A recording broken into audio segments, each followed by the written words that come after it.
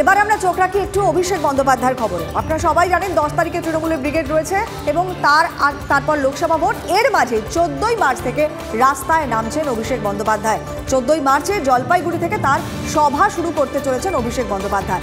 কথা বলবো এই নিয়ে, আমাদের সহকর্মী সৌরভ গুহ রয়েছেন আমাদের সঙ্গে। সৌরভ, 10 তারিখে ব্রিগেড, তারপরে 14 তারিখ থেকে একেবারে ফোর ফ্রন্টে অভিষেক বন্দ্যোপাধ্যায়। পরপর সভা জলপাইগুড়ি দিয়ে শুরু করছেন, বসিরহাটও রয়েছে। তাৎপর্য তো ডেফিনেটলি থাকবে। কি বার্তা দেবেন অভিষেক বন্দ্যোপাধ্যায় এই পরিস্থিতিতে দাঁড়িয়ে? কোয়েল, TV9 বাংলা কিন্তু এর আগে একদম আমরা খবর করেছিলাম যে 10 তারিখের পরই রাস্তায় নামছেন অভিষেক বন্দ্যোপাধ্যায়। লোকসভা নির্বাচন, একদিকে 100 দিনের কাজের বঞ্চনা এবং অন্যদিকে তৃণমূল কংগ্রেসের কি বার্তা তা নিয়ে তৃণমূল কংগ্রেসের সেকেন্ড ইন কমান্ড রাস্তায় নামছেন।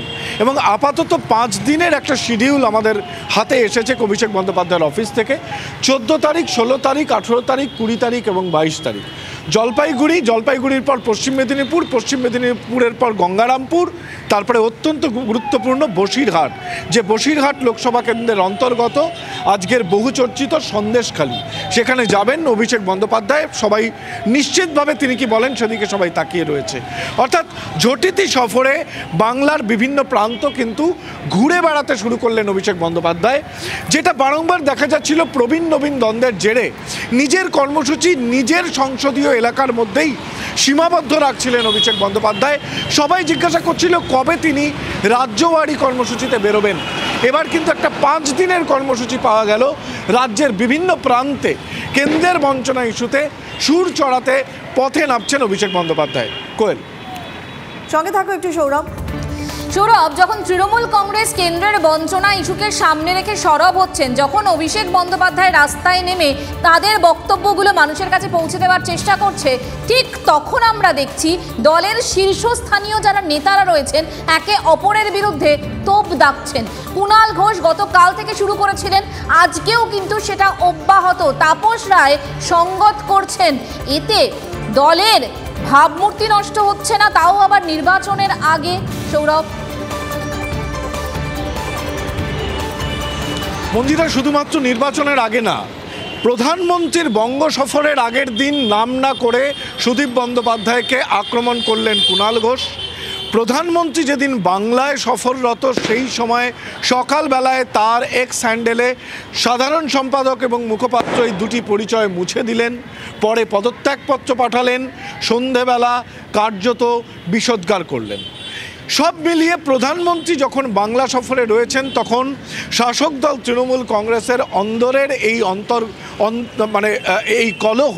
এই কলহ সামনে চলে এলো। নিঃসন্দেহে এটা স্বাস্থ্যকর নয়। অনেক দিন ধরেই সুদীপ বন্দ্যোপাধ্যায়কে নিয়ে উত্তর কলকাতায় যারা রাজনীতি করেন, সৌরভ দেখো, এই কুণাল ঘোষের মুখেই আমরা বারবার শুনেছি যে দলের মধ্যে কারোর কোনো রকম অভিযোগ থাকলে, কোনো বক্তব্য থাকলে সেটা দলের মধ্যে বলুন, বাইরে নয়। কুণাল ঘোষের ক্ষেত্রে সেটা হলো না তো? একেবারেই কুণাল ঘোষ, যিনি ক্রাইসিস ম্যানেজার তৃণমূল কংগ্রেসের, বহু বিতর্কিত ইস্যুতে যখন দলের অন্য কারো বক্তব্য পাওয়া যায় না, কুণাল ঘোষ কিন্তু সংবাদ মাধ্যমে আসেন বা বিরোধীদের জবাব দেন। সেই ক্রাইসিস ম্যানেজারকে নিয়ে নিশ্চিতভাবে ক্রাইসিসে পড়েছে শাসক দল তৃণমূল কংগ্রেস, এটা আমরা অবশ্যই বলতে পারি। এবং আজকে সকালেও কিন্তু তার বিদ্রোহ অব্যাহত। তিনি অ্যাপোলো হাসপাতালে সুদীপ বন্দ্যোপাধ্যায় যখন চিকিৎসাধীন ছিলেন, সেই বিপুল অঙ্কের টাকা কোথা থেকে এলো তা ইডি সিবিআই তদন্ত হোক এই দাবি করছেন। তিনি এখনো পর্যন্ত দলে আছেন এবং যেখান থেকে দাঁড়িয়ে আমি তোমার সঙ্গে কথা বলছি সেখানে 10ই মার্চকে সামনে রেখে একটি মিছিল বেরোবে যেখানে অংশগ্রহণ করবেন কুণাল ঘোষ। তিনি উত্তর কলকাতার সাংসদের বিরুদ্ধে ইডি সিবিআই তদন্তের দাবি করছেন এবং কয়লা কেলেঙ্কারির টাকা দিয়ে অ্যাপোলো হাসপাতালের, বেসরকারি হাসপাতালের টাকা মেটানো হয়েছিল এমন দাবিও শোনা যাচ্ছে তার এক্স হ্যান্ডেলে। নিঃসন্দেহে প্রধানমন্ত্রীর বঙ্গ সফরের দিনে দলের গুরুত্বপূর্ণ মুখপাত্র তিনি কামান দাগছেন, দলের গুরুত্বপূর্ণ সাংসদ এবং পরিষদীয় দলের নেতা পার্লামেন্টে, তার বিরুদ্ধে। এটা স্বাস্থ্যকর নিশ্চিতভাবে নয়। একেবারেই সৌরভ, নজর থাকবে আমাদের সেদিকে। এবং তোমার কথা সূত্র ধরেই যদি বলি যে ক্রাইসিস ম্যানেজারকে নিয়ে এই মুহূর্তে তৃণমূল কংগ্রেস ক্রাইসিসে পড়েছে। আর এরকম একটা সময় যখন দল ক্রাইসিসে পড়েছে তখন দলের অন্যতম নেত্রী এবং সুদীপ বন্দ্যোপাধ্যায়ের স্ত্রী নয়না বন্দ্যোপাধ্যায় কিন্তু কোনো রকম মন্তব্য করতে চাইছেন না। বলছেন নো কমেন্টস। আমরা রাজনৈতিক প্রতিক্রিয়াও পেয়েছি, বিরোধীদের বক্তব্য শুনুন পরপর। সুদীপ বন্দ্যোপাধ্যায়কে ঘিরে বিদ্রোহ দলে, পদ থেকে ইস্তফা দিয়েছেন কুণাল ঘোষ, কি বলবেন সব বিষয়টা নিয়ে? কিচ্ছু বলার নেই, নো কমেন্টস। ওনাকে শেখ শাহজাহানের সঙ্গে তুলনা করেছেন Kunal. No comments, no comments. উনি বিজেপির লোক, নরেন্দ্র মোদী এসছেন বাংলায় কিন্তু চুপ রয়েছেন সুদীপ বন্দ্যোপাধ্যায়। আবারও বলবো নো কমেন্টস, আমি কোনো কমেন্ট করতে চাইছি না, তো আপনি কেন আমাকে বলছেন?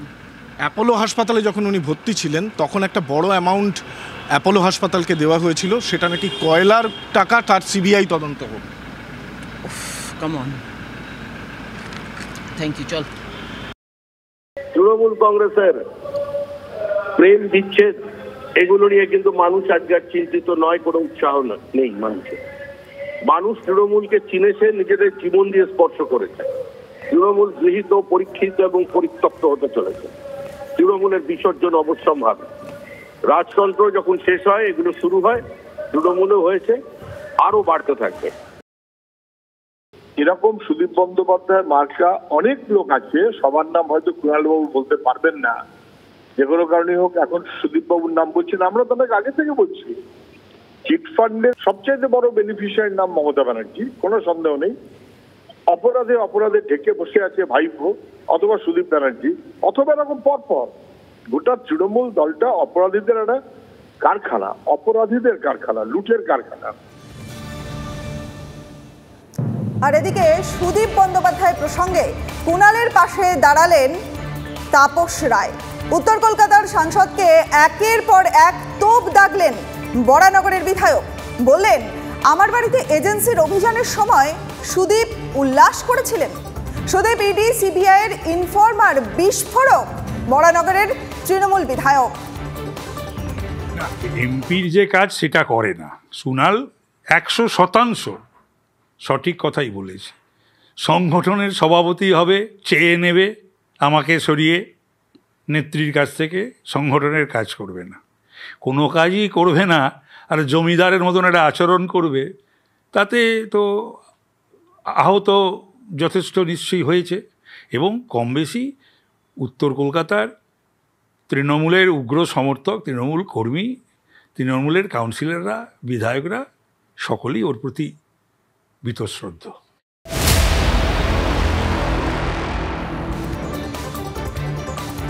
ভোটারদের আস্থা ফেরাতে রুট মার্চ করছে কেন্দ্রীয় বাহিনী। বিগত বিধানসভা এবং লোকসভা নির্বাচনে অশান্তিপ্রবণ এলাকায় অঞ্চল ভিত্তিক নিয়ন্ত্রণের কাজ করছে বাহিনী।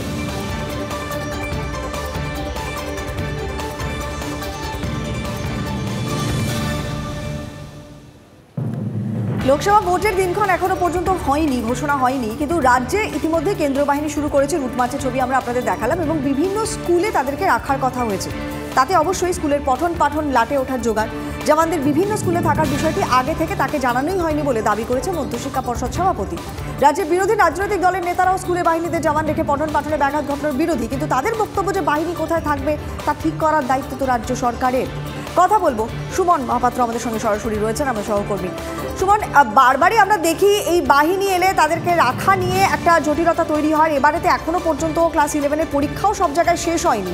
গতকালই আমরা দেখেছি এ নিয়ে প্রশ্ন উঠে গিয়েছিল, কিন্তু সত্যি কথা মানে এই জওয়ানদের থাকার ব্যাপারে আগে থেকে কেন কোনো ব্যবস্থাটা নেওয়া হয় না, এটাও তো একটা গুরুত্বপূর্ণ প্রশ্ন। দেখো কোয়েল, পশ্চিমবাংলা সহ বেশ কয়েকটি রাজ্য যেখানে লোকসভা ভোটকে কেন্দ্র করে অশান্তির একটা আভাস পেয়েছে ইলেকশন কমিশন, এবং তার জন্য তারা আগে ভাগেই কিন্তু কেন্দ্রীয় বাহিনী পাঠিয়ে দিয়েছে। এবার এই কেন্দ্রীয় বাহিনী কোথায় থাকবে, কোথায় টহল দেবে, সেটা কিন্তু ঠিক করে দেয় জেলা প্রশাসন। নির্দিষ্ট জেলার এসপি এবং ডিস্ট্রিক্ট অ্যাডমিনিস্ট্রেশন যারা থাকেন তারা বিষয়টাকে কন্ট্রোল করে। সুমন, এখানেই তো প্রশ্ন, যখন এসপিরা ঠিক করছেন, রাজ্য প্রশাসনই ঠিক করছেন, তখন বেছে বেছে স্কুলে কেন? বিরোধীরাও এই কথাটা বলছে, ক্যাম্প করে ক্লাবগুলোকে তো ব্যবস্থা করতেই পারতো, স্কুলে তো পরীক্ষাও হয়নি, এত আগে থেকে কেন স্কুলে?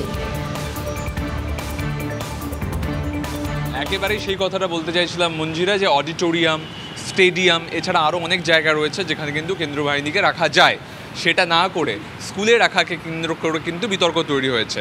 এইবার দায় ঠেলাঠেলি হচ্ছে, কেন্দ্রীয় বাহিনী ইলেকশন কমিশন পাঠিয়েছে, তাই এক পক্ষ তারা দায়ী করছেন ইলেকশন কমিশনকে, আবার সেন্ট্রালকে এক পক্ষ দায়ী করছেন, অন্যদিকে এসপি, ডিস্ট্রিক্ট অ্যাডমিনিস্ট্রেশন, এরা যেহেতু লোকেট করে দিয়েছেন এই সেন্ট্রাল ফোর্সকে, তাই রাজ্যের বিরোধী দলনেতা থেকে শুরু করে বিরোধী দলের অন্যান্য নেতারা তারা আবার স্টেটকে দায়ী করছেন। কিন্তু মোদ্দা কথা কি দাঁড়াচ্ছে বলতো, এখন ক্লাস 11-এর পরীক্ষা বাকি স্কুলগুলোতে, তার সাথে সাথে সবে মাধ্যমিক উচ্চ মাধ্যমিকের পরে পড়াশুনো শুরু হয়েছিল, সেই পড়াশুনোয় ব্যাঘাত ঘটছে। ছাত্রছাত্রীরা তারা কিন্তু পড়াশুনো করতে পারছে না, অনির্দিষ্টকালের জন্য বিদ্যালয়গুলো বন্ধ হয়ে যাচ্ছে। এই পরিস্থিতিতে দাঁড়িয়ে উভয় পক্ষ, সেটা সেন্ট্রাল ফোর্সের কোনো নিয়ন্ত্রণাধীন সংস্থা হোক কিংবা এসপি, ডিস্ট্রিক্ট অ্যাডমিনিস্ট্রেশন, উভয়ে যদি সম্মিলিতভাবে বৈঠক করে কোনো সিদ্ধান্তে না আসেন, তাহলে রাজ্যের ছাত্রছাত্রীদের পড়াশোনার ক্ষতি হবে। এটা কিন্তু মানছেন সব পক্ষই। পর্ষদ সংসদে মানে এক পক্ষ আরেক পক্ষর দিকে দায় ঠেলছে, কিন্তু আখেরে তার মাসুল দিচ্ছে এই ছাত্রছাত্রীরা। যদিও ইতিমধ্যে এটা নিয়ে রাজনৈতিক চাপানো তো শুরু হয়ে গিয়েছে। আমাদের কাছে নওশাদ সিদ্দিকী, মোহাম্মদ সেলিম, অধীর চৌধুরী এবং অবশ্যই শিক্ষামন্ত্রী ব্রাত্য বসু, তাদের প্রতিক্রিয়া এসছে, শুনুন কি বলছেন প্রত্যেকে। স্কুল বন্ধ করা ঠিক না, ক্যাম্প করুক সরকার। রাজ্য সরকার, কেন্দ্র সরকার, রাজ্য election commission, state election commission এই চৌপাট করে দিচ্ছে, কারণ স্কুল তো তুলে দিতে চাইছে। আর রাজ্য সরকারও চায় এরা স্কুলে থাকুক, মাদ্রাসা থাকুক, পড়াশোনা হবে না, আর থানায় এই চুরির কারবার চলতে থাকুক। তাহলে এদেরকে তো রাস্তাঘাটে নামাতে হবে, ব্যবহার করতে হবে। আর কেন ব্যারাক নেই? পুলিশ সংখ্যা তো কমে গেছে, তাহলে ব্যারাকগুলো গেল কোথায়? সেখানে সরকারি ব্যবস্থাপনা করতে হবে। একটা মুখ্যমন্ত্রী এক জায়গায় নামলে দুটো হেলিকপ্টার প্যাড বানাতে হয়। তাহলে এই পুলিশ বাহিনীর জন্য কেন তাঁবু ব্যবস্থা করা হবে না? কেন আলাদা করে ক্যাম্পের ব্যবস্থা করা হবে না? ব্যর্থ হচ্ছে রাজ্য সরকার। কেন্দ্র বাহিনী তো যে ঢুকে যাচ্ছে না কোনো স্কুলে, রাজ্য সরকার না বললে বা নির্বাচন কমিশন না বললে ঢুকতে পারছে না। কেন্দ্র বাহিনী ওইরকমভাবে হয় না। আমিও প্রোটেস্ট করছি, যেভাবে স্কুলগুলোতে কেন্দ্র বাহিনী বা কোনো ভোটের ক্ষেত্রে বাহিনী রাখা হয়, এর আমি বিরোধিতা করছি। তখন পঠন বন্ধ থাকে, তার যে অন্য অল্টারনেটিভ ব্যবস্থা করা হোক। এত টাকা খেলা মেলায় অ্যাডে কোটি কোটি টাকা খরচ করে দিচ্ছে, আমাদের বাহিনী যারা আছে তাদের জন্য লজের ব্যবস্থা করা হোক, তার জন্য ভালো জায়গায় রাখার ব্যবস্থা হোক। তারা আমাদের নিরাপত্তা দিতে এসেছে। তো এখনো ভোটের দিনক্ষণ সবাই একটা বলছে, আলোচনা করছে, কিন্তু সরকারি নোটিফিকেশন তো হয়নি। তো এখনই কেন্দ্রীয় বাহিনী পাঠাচ্ছেন, বেশ ভালো কথা। স্কুলগুলোর মধ্যে ঢুকে পড়ছেন এবং স্কুলগুলো দখল করছেন, ছেলে মেয়েদের পড়াশুনো চলছে। আমি নির্বাচন কমিশনের সঙ্গে পরে নিশ্চয়ই কথা বলবো। আমি আপনাদের মাধ্যমে আমি আপাতত এটুকু বলতে পারি যে আমার বিষয়টা আমাদের মানে সঙ্গত লাগছে না, এইটুকু বলতে পারি। বিপুল সংখ্যায় কেন্দ্রীয় বাহিনী পশ্চিমবঙ্গে আসতে হচ্ছে, এর দায় সম্পূর্ণরূপে রাজ্য সরকারের। রাজ্যের আইন শৃঙ্খলার এত ভয়ঙ্কর অবনতি, সেই জন্য এই সংখ্যায় কেন্দ্রীয় বাহিনী তো আসবেই।